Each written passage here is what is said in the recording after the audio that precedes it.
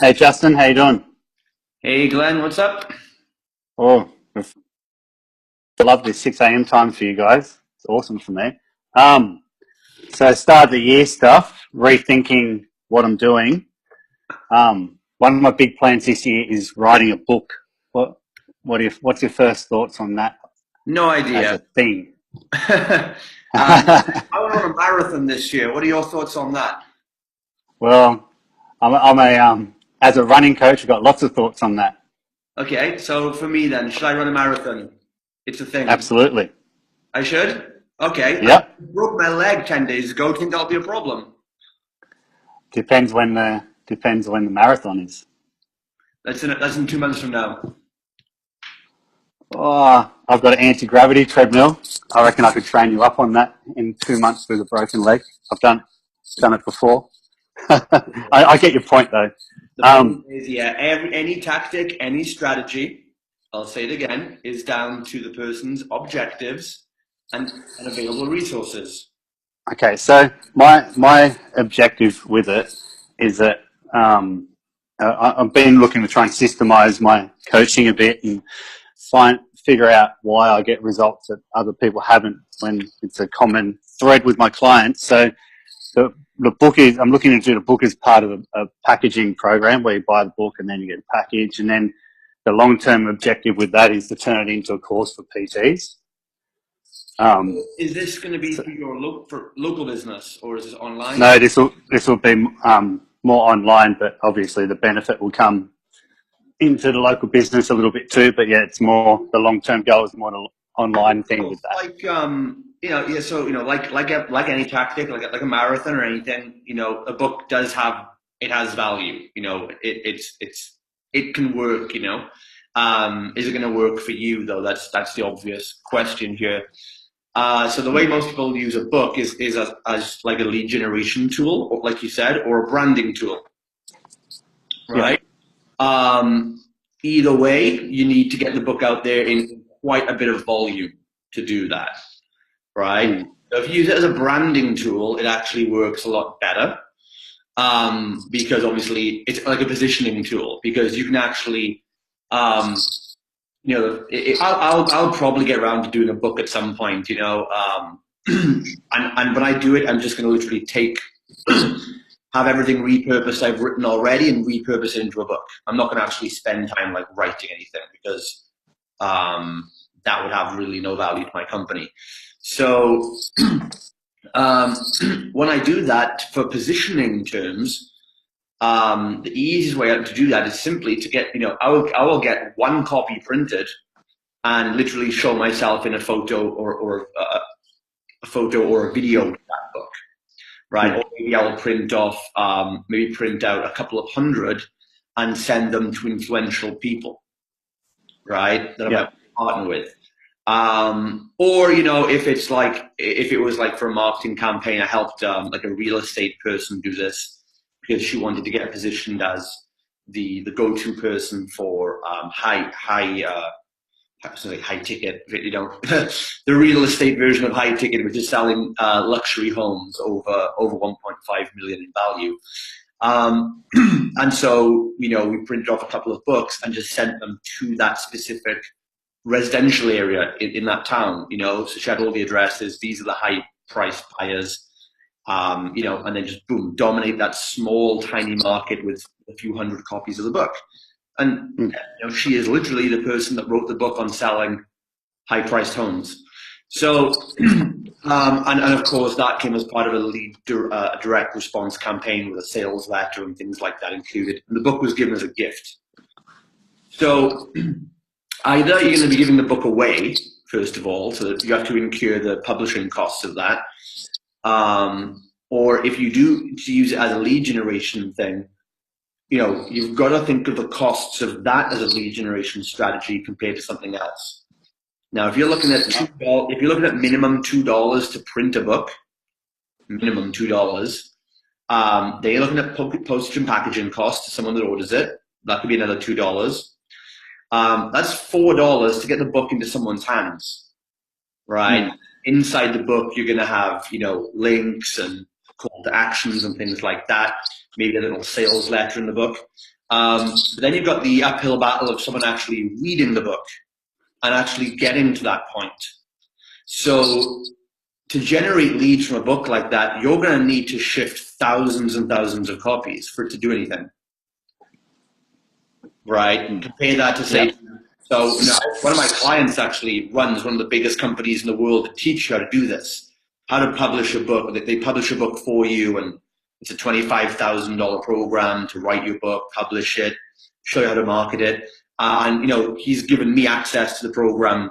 He said he'll do it for me for free, basically. Not publish it, but help me do the program and put it together and that kind of thing. And I turned it down because I said, well, I'm looking at, spending $10 to $15 or more to get a lead using a book. I can get a lead for $5 on Facebook, for $7 on Google, for $6 on YouTube. Why am I going to pay 3 times more to use a book to do that?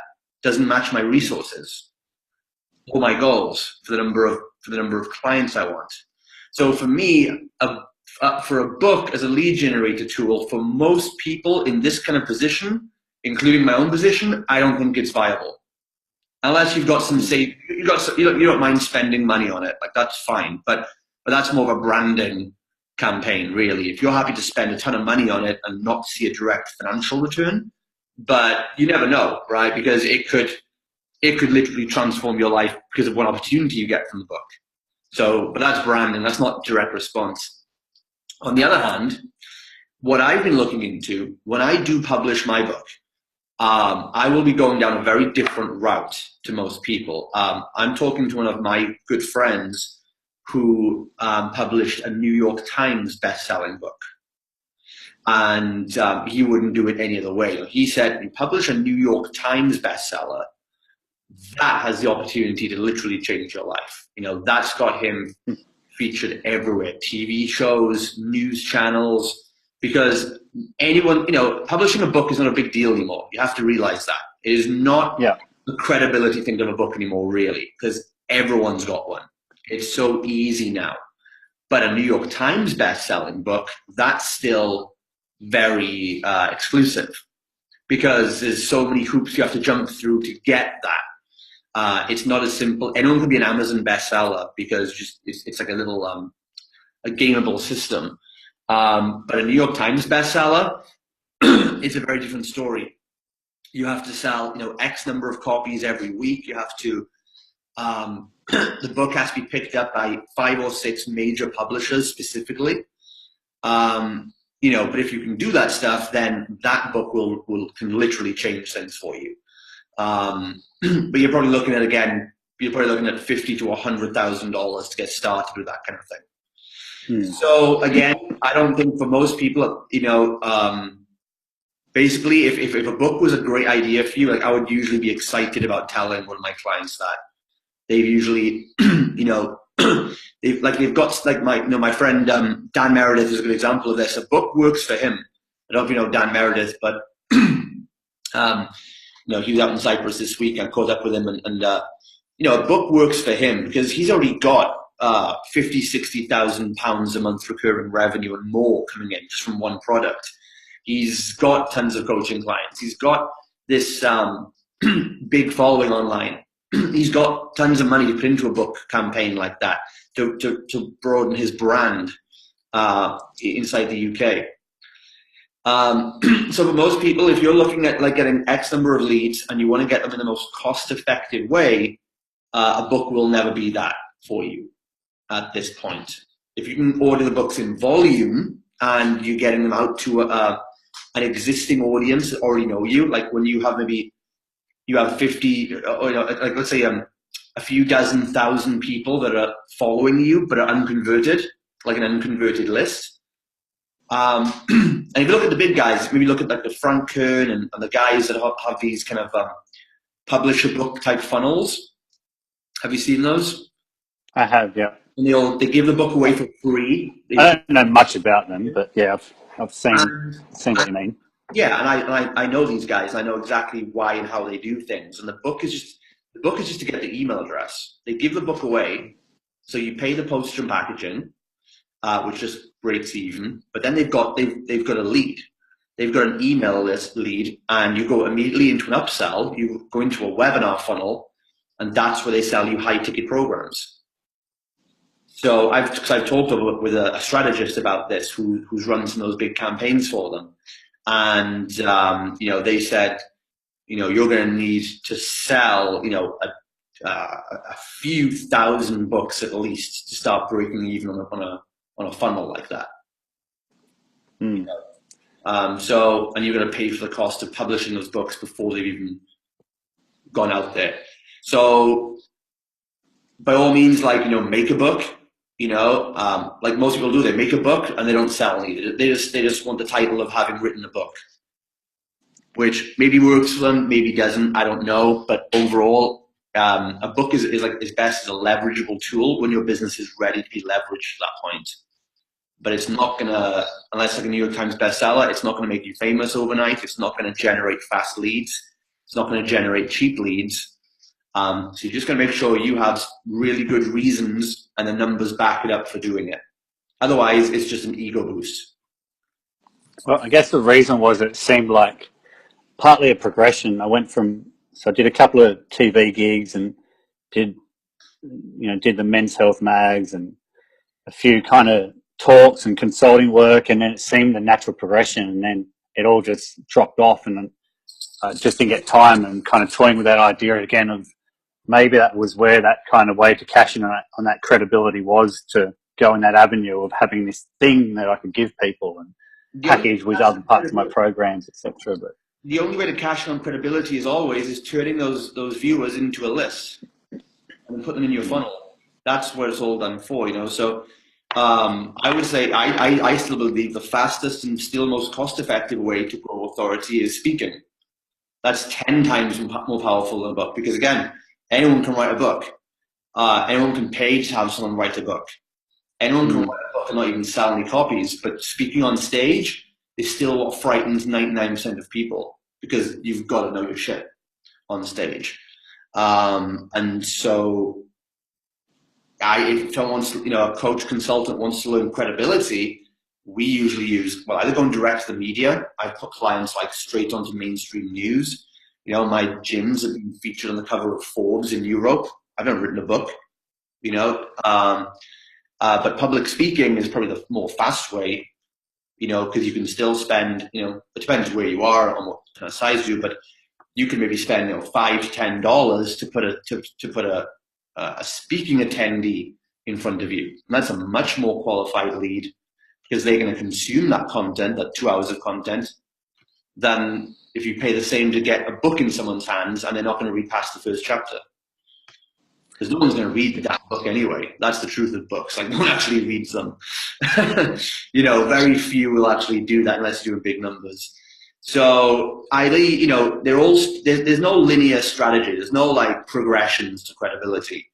If anything, you want to go harder in the same direction. So if you've got one TV appearance, you would leverage that to get more TV appearances.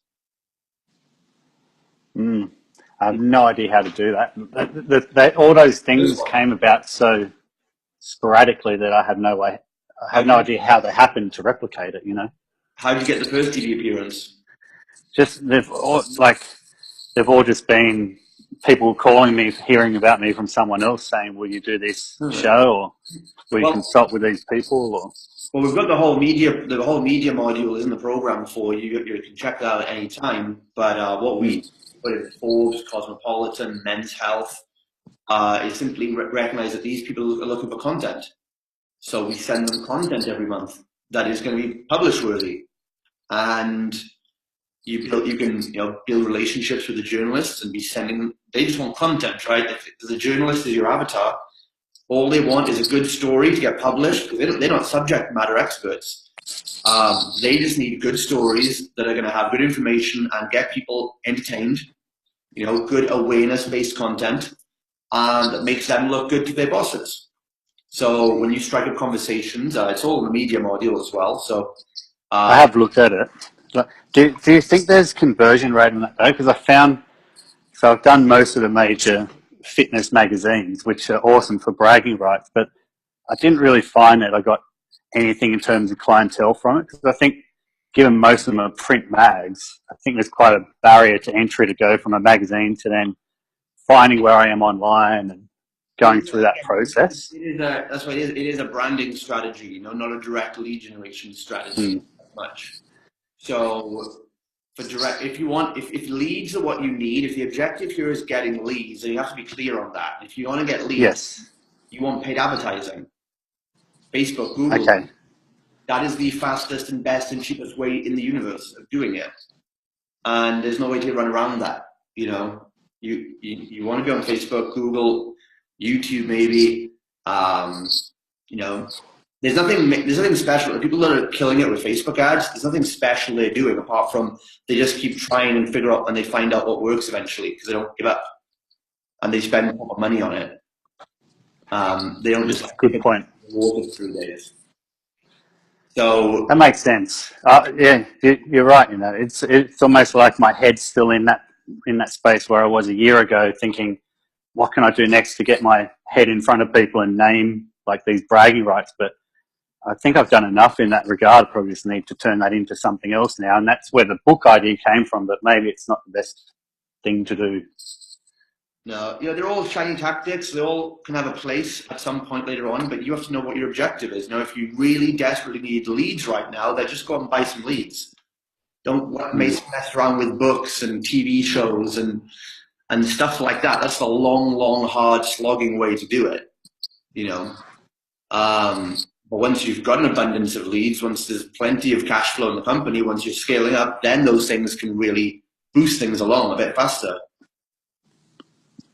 I guess the other idea behind a book is it lets you really to say, this is my thing, here's what I stand for. But I guess saying that out loud now, that can equally be done over social media. Marketing. You can make a Facebook post that tells people what you're for, and people are actually going to read that.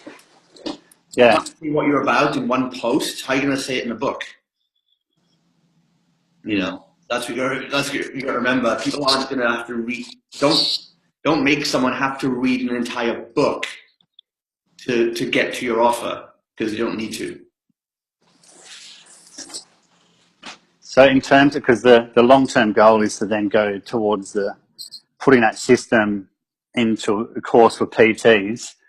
Mm-hmm. If I take the book out of that kind of long-term strategy. Well, I would turn my course into a book later by repurposing it. Okay. The book shouldn't take you more than a weekend to create anyway. So I guess I still work towards that idea, but just make it more about content for now, and with the idea that content will go into the book.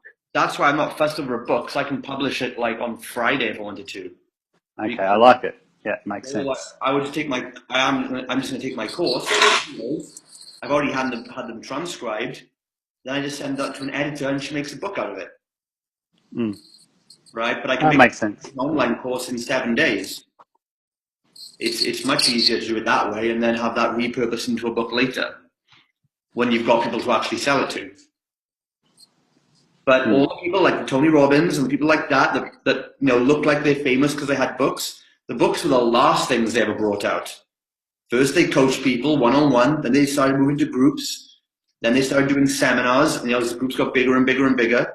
Then Tony Robbins had programs he sold. And then finally, they released the book once they're already halfway famous. That's the difference. None of them started with a book. A book didn't get those people anywhere. So I'm just also trying to find that missing link. There's people who would have turned a quarter of what I've done in terms of credibility into gold. I'm just not sure why I haven't. Well, do you have a solid system for collecting leads every day right now? Probably not. No. Yeah. You haven't got a lead generation system. Okay, so the fastest one would be, again, Facebook ads. Once you have the Facebook ads working for you and you've got leads coming in each week from it, there's your missing link. Then it's working. You can start scaling up gradually. That makes sense. No, that's it. Same with clients, right? They always want the missing link. As like you eating vegetables, You eating vegetables every meal? No. Well, there's your missing link. Do what you know you're supposed to do. Right? Basics, foundations, principles. Nothing magical, they're boring, but that's what every single successful person has done. And even if they look like they shortcutted it somehow, it probably wasn't a shortcut. They just make it look like that to sell you a course around it. All right, Glenn, can I help? No, I'm on to that. I'm really glad I asked about that. I'll hang about and listen to whatever else you've got to say now too. Good stuff. All right. Cheers, Justin. That's epic. Cool. So tag Mike, and start locking down those Facebook ads and stuff. All right. JP's here. Nice and early for you, JP. Anything you want to chat over, my friend? Feel free to unmute the microphone if you just want to fire away. Can you hear me, Justin? Yes. How's it going? Yeah, not too bad. I was going to keep it quite quiet because the kids are asleep upstairs. Okay, no problem. If it's okay, can I type in the chat what my plan is? Yeah, sure. I'll do that way. Thank you. Okay, no problem. All right. So whilst JP is just typing that in there, let me just check, is there any other questions on the thread in the group?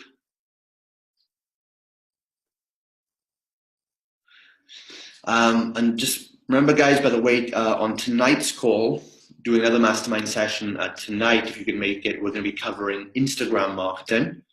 So Leon Benjamin will be going through some Instagram stuff. We'll record that and get it out to you if you haven't seen it yet.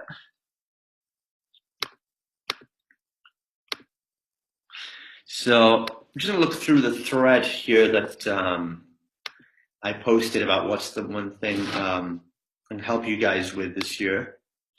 There's a few good answers on that. Okay, let's just move over to JP a sec. So looking at doing a Facebook video and then going to retarget the 25% video viewers with a 7-day trial.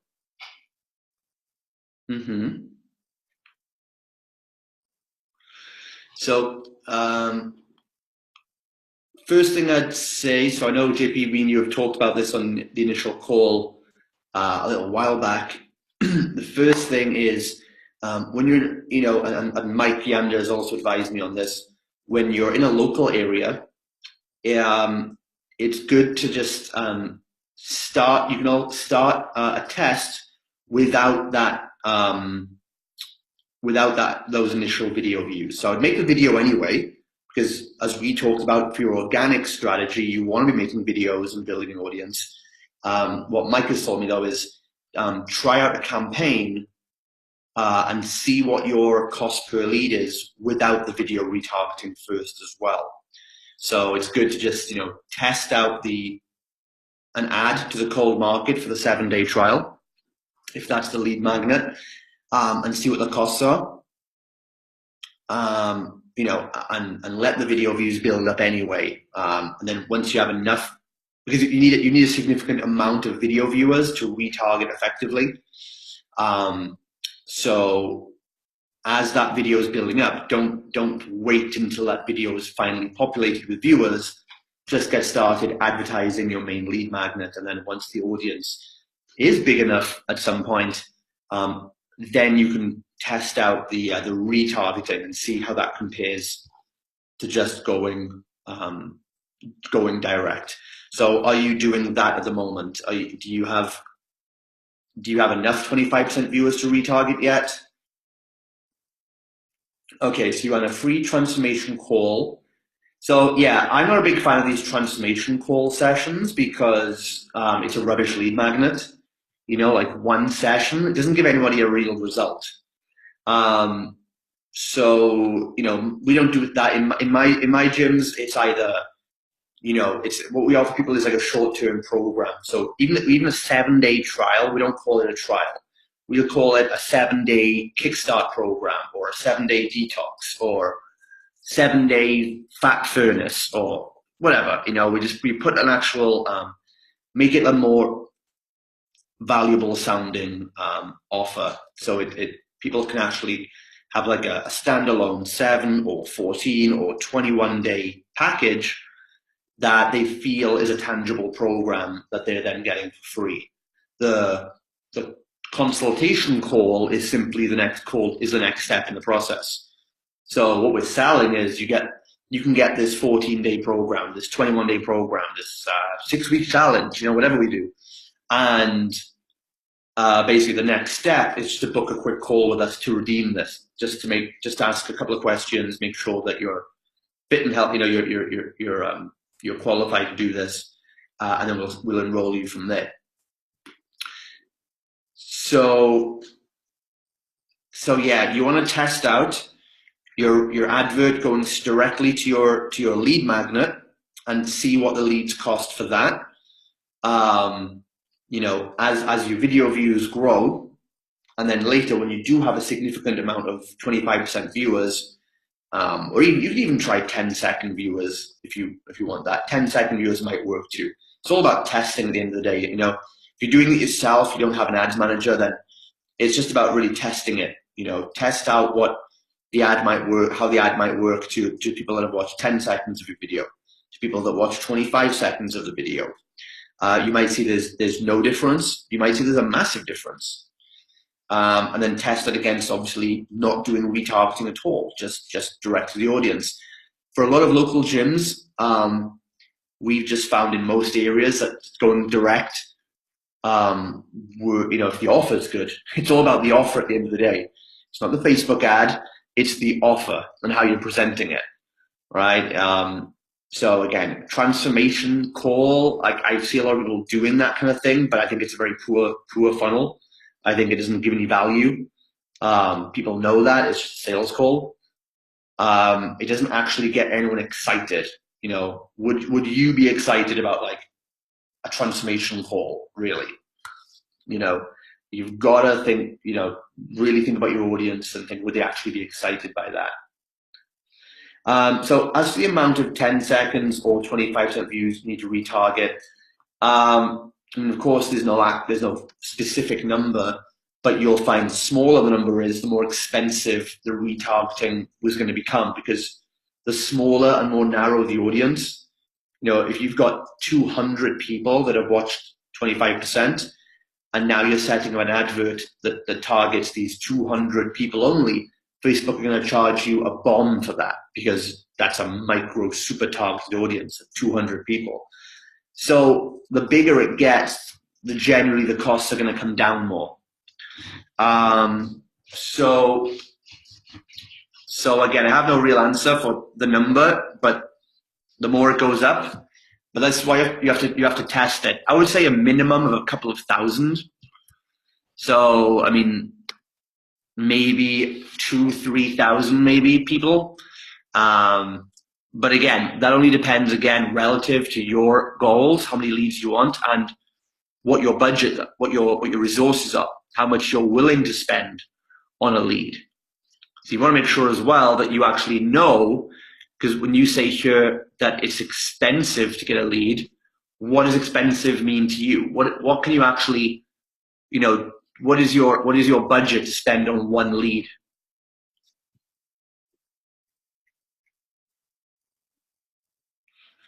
So JP, do you know that? Like, what is your budget for one lead? What can you afford to spend on one lead to meet your financial goals?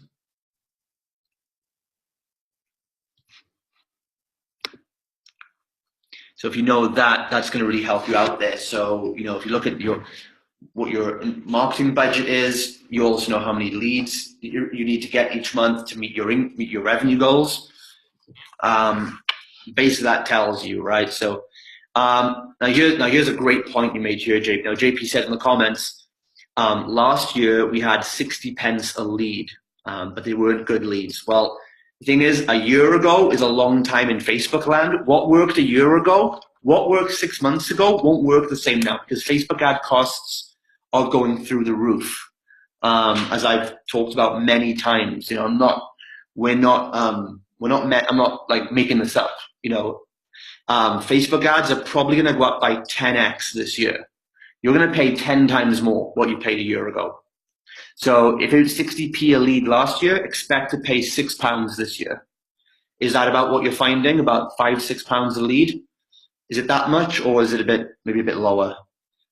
Because in a local area, it's often not as expensive as going online, globally. £5 to £7. So there you go, exactly 10x what it was last year. This is normal. The problem is out there that most Facebook ad so-called experts don't understand that the prices are going up. They don't understand why they're going up, and they're not prepared for it. They are relying on a template, on a copy and paste advert that worked 5 years ago or a year ago. You see, the transformation session thing here, I was running that in my gyms 5 years ago, right? Because I'm always ahead of the curve of everybody else with Facebook ads and stuff. And when everyone starts copying the same adverts, it just increases the price and increases saturation. So this is why in the program, I put a lot more emphasis on now video views, because it's much cheaper to build an audience of video viewers as it is an email list these days.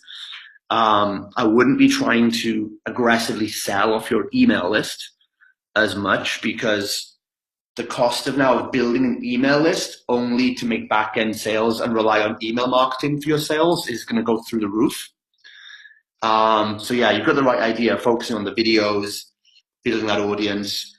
And what you'll find, JP, is that even if you're not retargeting, like you're technically not retargeting, remember you're in a small local area. So people, even if you don't really have a cold market. What I'm saying is if you're advertising to 30, 40,000 people in your area, and you're doing the video view advertising, these people probably have seen your Facebook videos, they've seen your videos, they know who you are slightly. So it's not exactly totally cold. Does that make sense? Even though it's technically not a retarget ad, it is still that small capture audience. So they probably have seen your stuff, and therefore they might be more responsive to your advert because they've seen a video in the past, a video ad. Okay.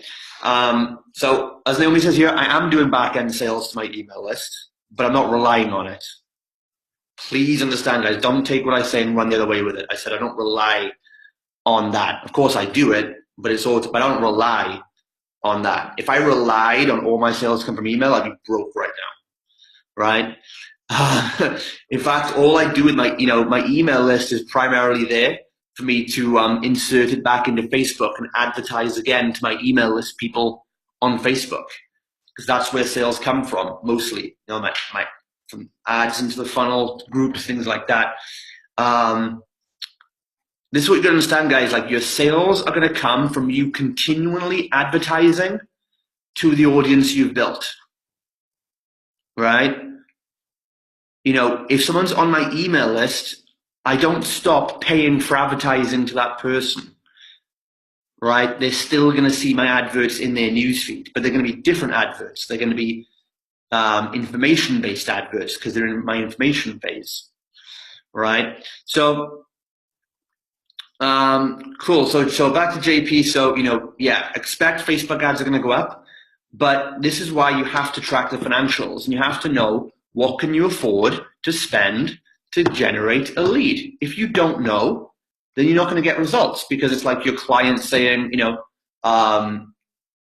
like, I want to win a strongman competition, but I don't know how much weight I've got to lift to win it. So you can't help that person, right? So you have to really know how much you're able to spend, okay? What can you afford to spend to get one lead? How many leads on average do you need to make a sale?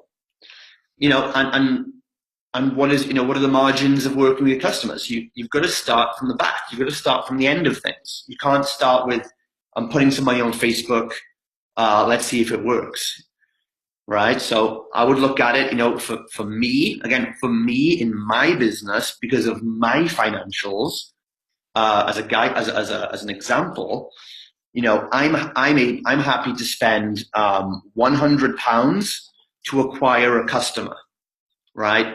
because that customer is going to pay me an average of £100 a month for the next 6 months.